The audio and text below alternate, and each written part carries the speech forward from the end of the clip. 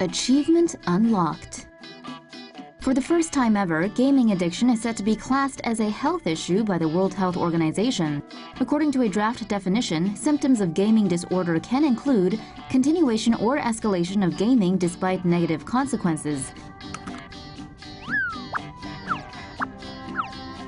It can also be shown by the gamer exhibiting impaired control over gaming and/or by more time being given to gaming, to the extent that it takes precedence over other important life aspects. And it's not like gamers can just go cold turkey. We mean, have you seen how they handle poultry? These symptoms have to go on for a year for a diagnosis to be assigned, but that time can be shortened depending on the severity of the gaming. For the win. Gaming study says too much in-game GPS is bad for you. Next time you boot up your favorite first-person shooter, it may be wise to switch off the heads-up display or minimap. Why? According to new research, too much in-game GPS could be bad for your brain. Participants in the video game study played games for between 2 and 4 hours, 3 times a week for up to 12 hours per week, resulting in 90 hours of gameplay time. The research looked at the effects of gameplay on the hippocampus and the caudate nucleus. The first is responsible for emotions, learning, and memory formation. The latter helps us form habits and routines.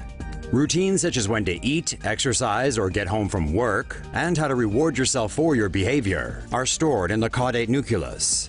The study found the hippocampus shrank after 90 hours of action and shooter gaming because players use their caudate nucleus more to play and navigate. However, the reverse was true for those playing 3D platform games. After 90 hours, researchers saw an increase in the gray matter in their hippocampi, and they were reportedly playing Super Mario games. The gist of it is this: in shooters and action games, players follow a map and are on a linear path, going from A to B. The study puts that too much of this is harmful for your brain. Super Mario, on the other hand, the researchers say, encourages you to remember landmarks and use spatial awareness and is good for the brain. And a bad hippocampus, they say, can result in depression and possibly even dementia. But University of Oxford professor Andrew Szubrylski points out that the study lacks statistical power and the framing of harm may mislead readers. He told the Mirror, the interpretation of harm, although attention-grabbing, was not peer-reviewed and appears to have been introduced afterwards. So basically, the study got published, then it was spun in a news release stating video games can harm brains. Newspapers saw that and thought, video games cause brain damage, yo! But the reality is that studies on gaming are inconclusive and mixed at best. For every study that says gaming is good for you, you'll find one that says it's bad.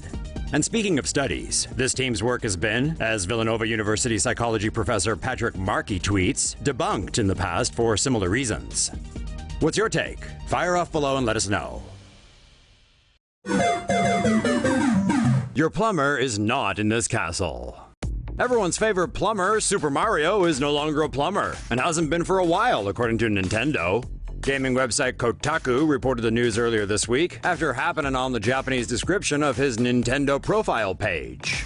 But despite this, it looks like at least he's keeping the uniform. Shigsy, that's Mario creator Shigeru Miyamoto for those with a life, previously said that the game's scenario dictates his role, which means this ex-plumber is quite the jack of all trades. The overweight fictional Italian has also been a carpenter, a doctor, soccer player, go-kart driver. Oh, and he has a penchant for eating mushrooms, magical plants, and flashing stars.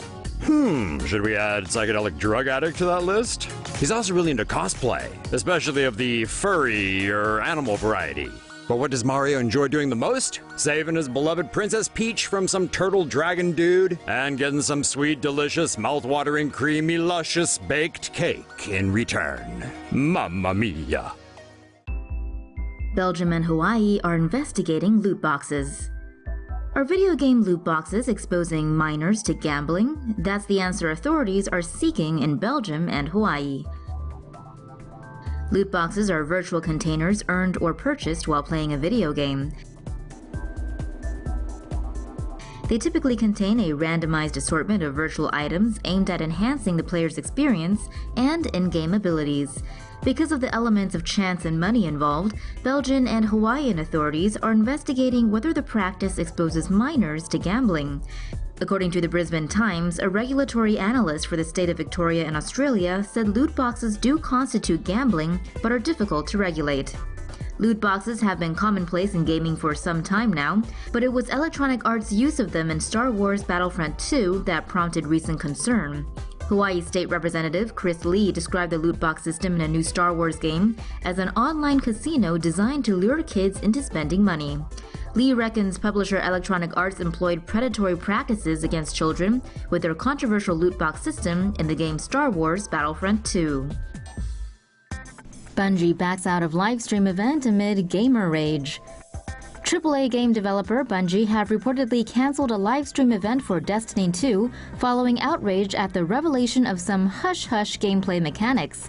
Reportedly, Bungie admitted to having created an unseen system that throttled players' experience points in Destiny 2 while still displaying it as normal.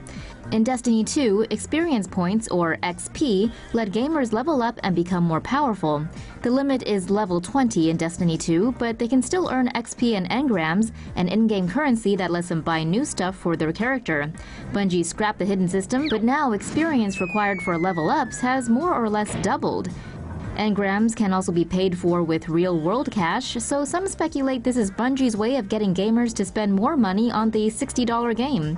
This ticked off gamers even further, and as such, Bungie cancelled a livestream event that was supposed to detail an expansion pack about the game. Instead, gamers will get a Bungie blog post explaining Destiny 2's future.